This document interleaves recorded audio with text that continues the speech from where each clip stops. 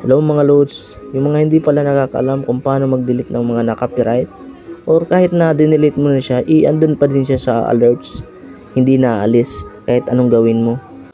Katulad po nitong sa akin, kahit anong delete ko, hindi po siya naalis. Kaya ito may na-discover po ako, i-share ko lang po sa inyo. Sundan nyo lamang po ang video ito. Ang una po natin gawin ay click po natin itong nasa taas, ayan po. Then, baba po tayo.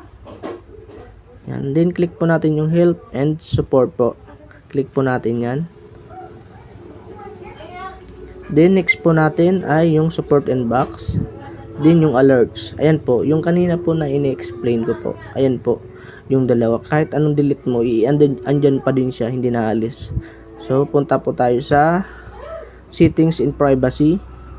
Then, click po natin yung settings po. Then, yung page settings po. Click po natin yan. Yan po. Then, baba po tayo. Hanapin po natin yung activity log. Kasi andun po yung lahat ng binubura natin na pupunta sa activity log. Ayan po yung trash. Click po natin yan. So, ayan po yung dalawang kanina. Yung nasa alerts. So, select po natin siya para ma-delete. Ayan. Click natin yung delete po. Ayan. Then, bago yan, kailangan natin ng password natin para tuluyan siyang ma-delete. Ayan.